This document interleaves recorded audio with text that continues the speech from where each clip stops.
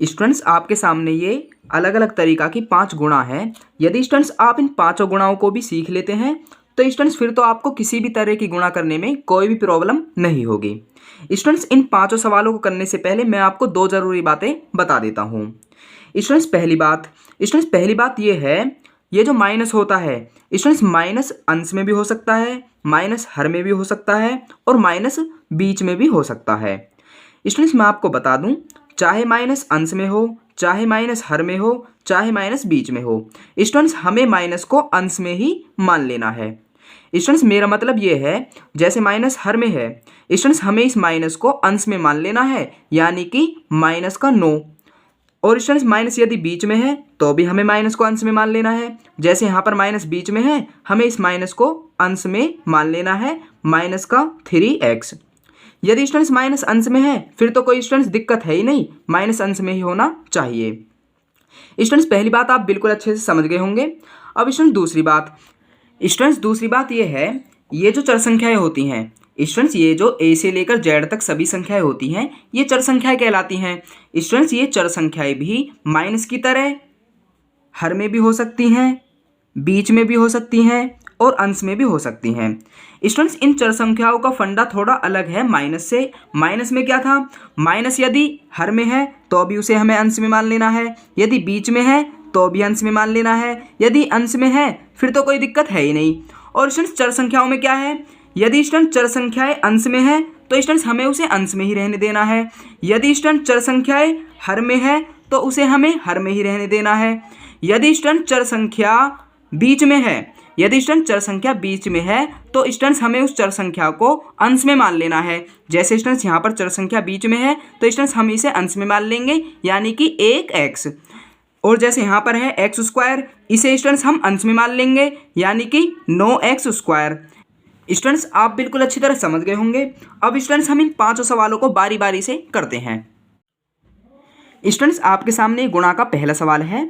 Students गुणा करने में हम सबसे पहले क्या करते हैं, स्टूडेंट्स गुणा करने में हम सबसे पहले संख्याओं में काटापीटी करते हैं।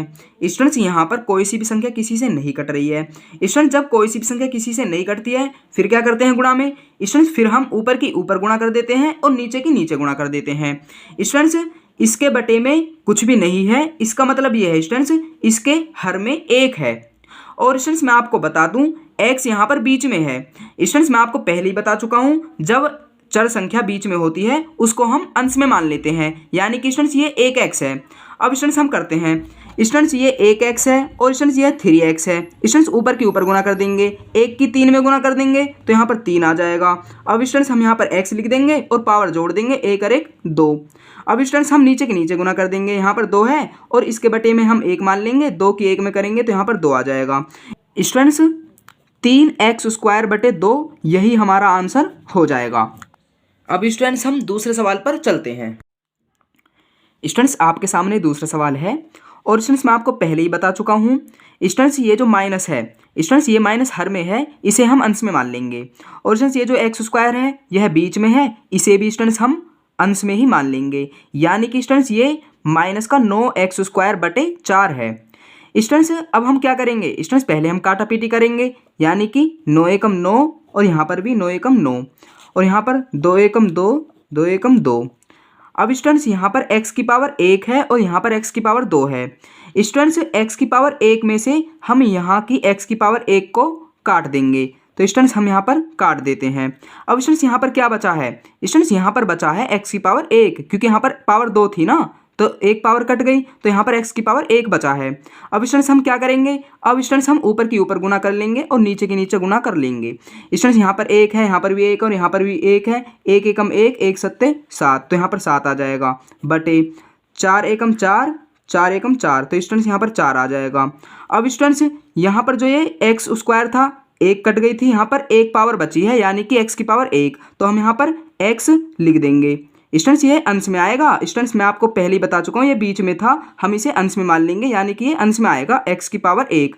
1 लिखने की जरूरत नहीं है, यहाँ पर हम केवल x ही लिख देंगे। अब स्टूडेंट्स ये जो माइनस है स्टूडेंट्स ये हर में था, इसे हम अंश में मान लेंगे, और ये अंश में है ही माइनस। स्टूडेंट्स ये माइनस अंश में है, माइनस और माइनस क्या हो जाएगा, माइनस और माइनस हो जाएगा प्लस। स्टूडेंट्स यहाँ पर अंश में प्लस लिखने की कोई भी ज़रूरत नहीं है, आप बिल्कुल अच्छी तरह जानते हैं प्लस लिखने की आगे कोई ज़रूरत नहीं होती है, और स्टूडेंट्स हमारा यही आंसर हो जाएगा। अब स्टूडेंट्स हम तीसरे सवाल पर चलते हैं। स्टूडेंट्स यहाँ पर हम x से x को काट देंगे। स्टूडेंट्स यहाँ पर y की पावर 1 है और यहाँ पर y की पावर 2 है। स्टूडेंट्स यहाँ की हम y की पावर 1 को यहाँ की y की पावर 2 से काट देंगे। स्टूडेंट्स फिर यहाँ पर क्या बचा है, स्टूडेंट्स यहाँ पर y की पावर 1 बची है। अब स्टूडेंट्स यहाँ पर कुछ भी किसी से नहीं कट पा रहा है। अब स्टूडेंट्स हम ऊपर के ऊपर गुना कर देंगे और नीचे के नीचे गुना कर देंगे। पहले स्टूडेंट्स हम चिन्ह की गुना कर लेते हैं। स्टूडेंट्स यहाँ पर यह माइनस है और स्टूडेंट्स यहाँ पर यह बीच में माइनस है। स्टूडेंट्स आप बिल्कुल अच्छी तरह जानते हैं हम इस माइनस को अंश में मान लेंगे। स्टूडेंट्स माइनस और माइनस क्या होता है, माइनस और माइनस होता है प्लस। प्लस यहाँ पर लिखने की कोई भी ज़रूरत नहीं है। अब स्टूडेंट्स हम अंक के अंक में गुणा कर लेते हैं। यहाँ पर अंक 3 है। स्टूडेंट्स यहाँ पर अंक कुछ भी नज़र नहीं आ रहा है, इसका मतलब ये है यहाँ पर अंक 1 है। स्टूडेंट्स 1 की 3 में करेंगे, 1 तिया 3। अब स्टूडेंट्स यहाँ पर x है तो x लिख देंगे, यहाँ पर y है y लिख देंगे। स्टूडेंट्स यहाँ पर y की पावर 1 बची है, 1 लिखने की यहाँ पर कोई ज़रूरत नहीं है। अब स्टूडेंट्स हम 4 की 1 में गुना करेंगे। स्टूडेंट्स यहाँ पर क्या है, स्टूडेंट्स यहाँ पर कुछ भी नहीं बचा है, इसका मतलब ये है स्टूडेंट्स यहाँ पर 1 है। स्टूडेंट्स 4 की 1 में गुना करेंगे तो यहाँ पर 4 ही आ जाएगा। अब स्टूडेंट्स हमारा यही आंसर हो जाएगा। अब स्टूडेंट्स हम चौथे सवाल पर चलते हैं। स्टूडेंट्स आपके सामने चौथा सवाल है। स्टूडेंट्स यहाँ पर किसी से कुछ भी नहीं कट पा रहा है। अब स्टूडेंट्स हम ऊपर की ऊपर गुना करेंगे और नीचे की नीचे गुना करेंगे।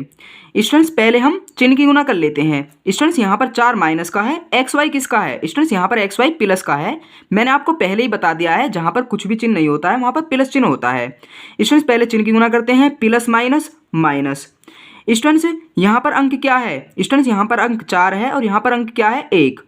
स्टूडेंट्स 1 की 4 में गुना करेंगे तो यहाँ पर 4 आ जाएगा। x है तो x लिख देंगे, y है तो y भी लिख देंगे।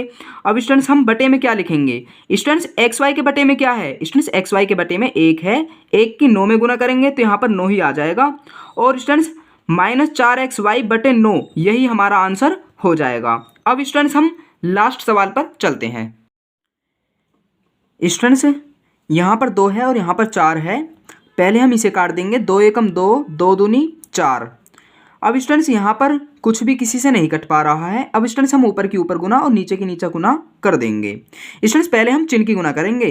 स्टूडेंट्स यहाँ पर माइनस है और यहाँ पर माइनस है, सीधी सी बात यह है यहाँ पर प्लस आएगा। स्टूडेंट्स प्लस यहाँ पर लिखने की कोई भी ज़रूरत नहीं है, आप बिल्कुल अच्छी तरह जानते हैं। अब स्टूडेंट्स हम अंक की गुना कर लेते हैं। यहाँ पर 1 है, यहाँ पर 9 है, यहाँ पर 3 है। 1 की 9 में करेंगे 9, 9 तिया 27। अब स्टूडेंट्स यहाँ पर x है और यहाँ पर भी x है। पहले हम यहाँ पर x लिख देते हैं। x की पावर 1 और 1 कितना हो जाएगा 2। स्टूडेंट्स यहाँ पर y है, स्टूडेंट्स y ये है बीच में है। स्टूडेंट्स मैं आपको पहले ही बता चुका हूँ यदि बीच में है उसे हम अंश में मान लेंगे, यानी कि हम इसे यहाँ पर लिख देंगे अंश में। अब स्टूडेंट्स बटे में क्या लिखेंगे, स्टूडेंट्स इसके बटे में क्या है, कुछ नहीं है तो 1 है। 1 की 2 में करेंगे 2 आ जाएगा, 2 की 4 में करेंगे तो यहाँ पर 8 आ जाएगा। और स्टूडेंट्स हमारा यही आंसर हो जाएगा। यदि स्टूडेंट्स आपको यह लेक्चर पसंद आया है तो इस वीडियो को लाइक कीजिएगा, और आपने यदि अभी तक चैनल सब्सक्राइब नहीं किया है तो चैनल को सब्सक्राइब करने के साथ साथ बेल आइकन को भी दबा दीजिए, जिससे कि स्टूडेंट्स आने वाली वीडियो का नोटिफिकेशन सबसे पहले आपको मिल सके। और हाँ, आप चाहें तो हमें इंस्टाग्राम पर भी फॉलो कर सकते हैं, लिंक इस वीडियो के डिस्क्रिप्शन बॉक्स में दे दिया है। तो स्टूडेंट्स चलते हैं, फिर मिलेंगे बेसिक मैथ की एक वीडियो के साथ।